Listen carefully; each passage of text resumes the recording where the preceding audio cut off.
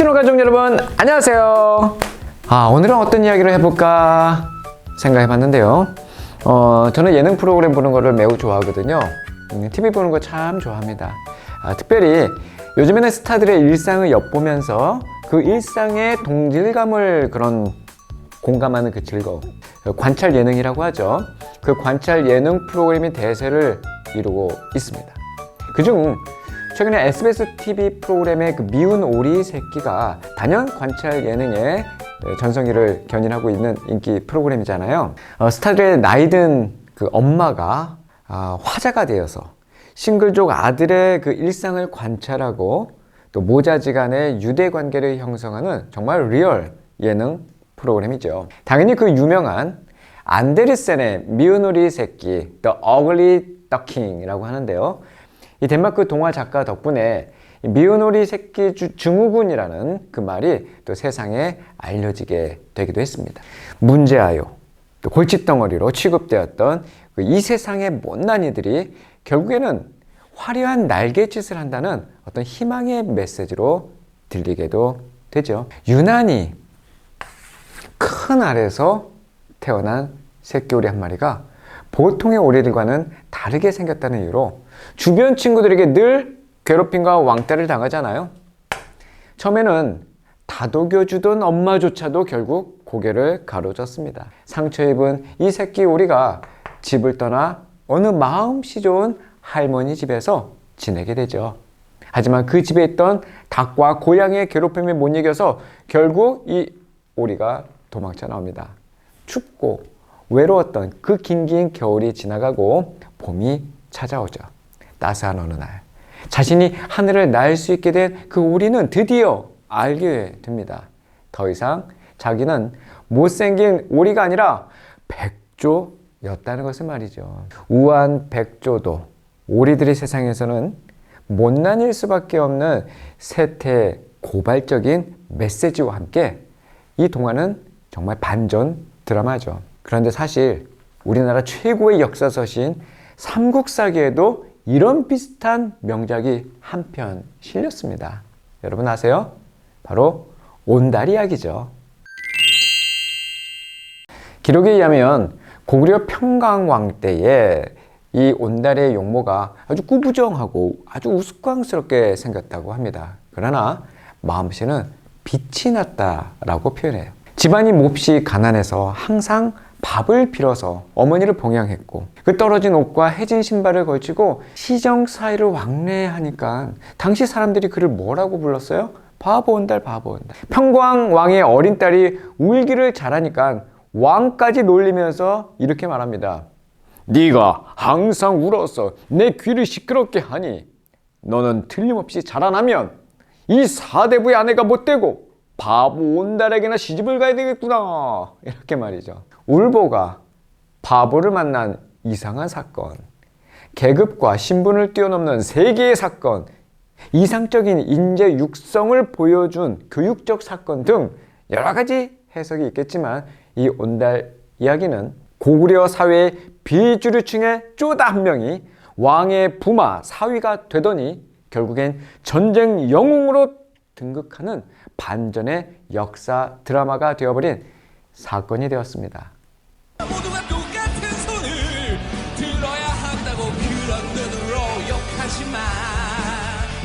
난 아무것도 망치지 않아.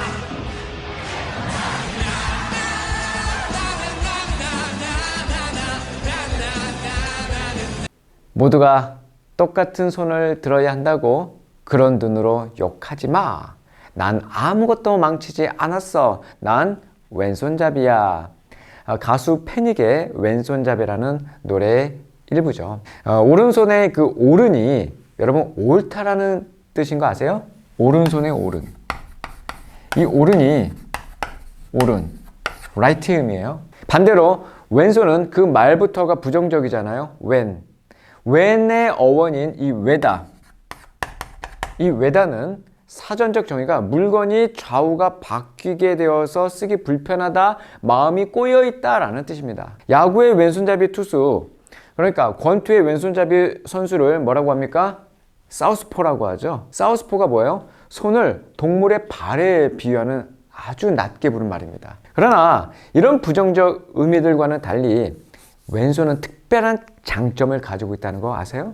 우선 운의 발달로 뛰어난 예술적 감각이 있답니다. 또 좌우의 연동성이 빨라서 빠른 판단력을 한대요. 또 운동선수의 성공 가능성이 높은 아주 희소 가치가 있다는 것도 왼손잡이의 특징이죠. 오른손의 아름다운 피아노 연주는 왼손에 도움이 없다면 외로울 뿐입니다. 소수의 판단보다 다수의 판단이 더 합리적일 거라는 다수결의 원칙처럼 이 소수의 왼손보다 다수의 오른손이 더 옳게 보이고 보편적인 것은 어쩔 수가 없어요. 그러나 우리는 익숙하지 않으면 틀렸다고 생각하는 그 편견을 버려야 합니다. 소수의 사람들을 위한 배려를 할 필요가 있죠. 어떤 상황에서 누구든지 못난이가 되고 쪼다가 될 수 있기 때문입니다. 창세기 35장 18절에는요, 한 사람이 나와요. 야곱의 사랑하는 아내 라헬은 아들을 낳다가 죽었다. 그녀는 그 아들의 이름을 내 슬픔의 아들이라는 뜻의 베논이라 불렀다. 하지만 야곱은 그 아들을 오른손의 아들이라는 뜻의 베냐민으로 다시 불렀다. 이처럼 이스라엘의 12지파 중 베냐민의 자손으로 형성된 지파, 즉 베냐민 지파는 오른손의 아들들입니다. 그러니까 이스라엘의 초대 왕이 사울을 비롯해서 선지자 예레미야, 유대인을 구한 모르드게와 에스더, 사도 바울이 다 오른손의 아들인 거예요. 다 베냐민 지파니까. 그런데 이런 오른손 명가에 돌연변이가 한 명 태어납니다. 80년 동안 이스라엘을 통치한 두 번째 사사예요. 그 사람이 바로 그 유명한 왼손잡이 사사 에훗. 이스라엘이 여호와의 목전에서 악을 행할 때마다 하나님은 이스라엘의 대적들을 키우셨어요. 모압 왕 에글론이 암몬과 아말렉과 연합을 이루어서 이스라엘에 쳐들어옵니다. 그때 모압과 암몬은 아브라함의 조카 롯이 딸들과의 관계를 통하여 낳은 저주의 자식들이에요. 아말렉은 에서의 아들 엘리바스의 첩 딥나의 아들이고요. 그렇게 배태된 그 족속을 허락하시고 심지어 보호하시는 이유는 훗날 당신의 역사 속에서 하나님은 써먹기 위해서입니다. 그렇게 하나님께서 대적들을 강성하게 하셔서 이스라엘을 치게 하셨을 때 발생되는 결과가 무엇입니까? 도와주세요. 부르짖음이에요. 하나님은 성도의 변화된 삶을 요구하시는 분이 아니라 부르짖음을 요구하시는 분입니다. 에훗도 이스라엘의 부르짖음에 등장한 사사였어요. 그 부르짖음은 단순히 살려달라고 외치는 고함이 아닙니다.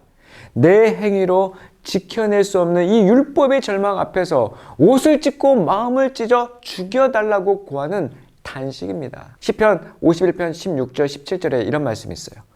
주는 번제를 기뻐하지 아니하시나이다. 하나님께서 구하시는 제사는 상한 심령입니다. 이 상한 심령이란 철저한 자기 부인과 자기 절망 속에서 하나님만 붙들게 되는 것이죠. 에훗은 45cm, 한 요 정도 될까요? 45cm 길이의 그 양날을 가진, 양쪽에 날이 있는 그 칼을 자기 옷 속 오른쪽 허벅지에다가 숨기고 모압 왕 에글론에게 선물을 가져갑니다. 에글론은 매우 뚱뚱한 사람이었어요. 에훗은 선물을 바친 후에 그것을 운반한 사람들을 돌려보냈고 길갈 근처에 있는 우상들이 있는 곳에서 다시 발길을 돌려서 자기만 되돌아와서 이렇게 말합니다. 제가 왕께 드릴 하나님의 말씀을 갖고 왔습니다.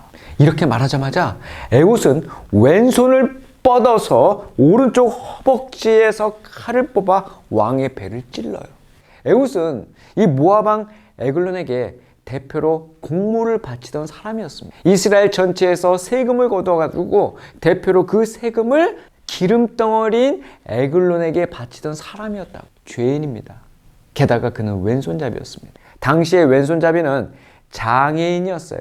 비정상인 취급을 받던 못난이 미운오리 새끼 쪼다였습니다. 베냐민 지파의 이름은 오른손의 아들이라고 했잖아요.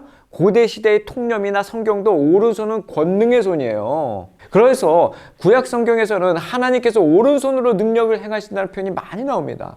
그런데 그러한 오른손의 아들들 가운데서 하필 돌연변이 오른손을 쓰지 못하는 왼손잡이가 왜 사사로 뽑힌 거예요? 여러분, 기름은 히브리어로 헤레브라고 그래요. 그 단어는 제사용으로 많이 씁니다. 기름은 제사와 율법의 상징이에요.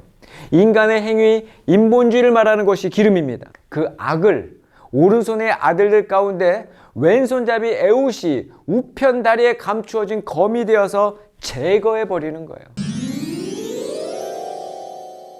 어줍지 않게 밖에 있는 대적과 싸우겠다고 여러분 수선 떨 필요가 없어요. 신앙생활은 하나님이 바로 나와 전쟁을 하고 계신 거예요. 그 전쟁에서 내 바닥을 봐야 합니다.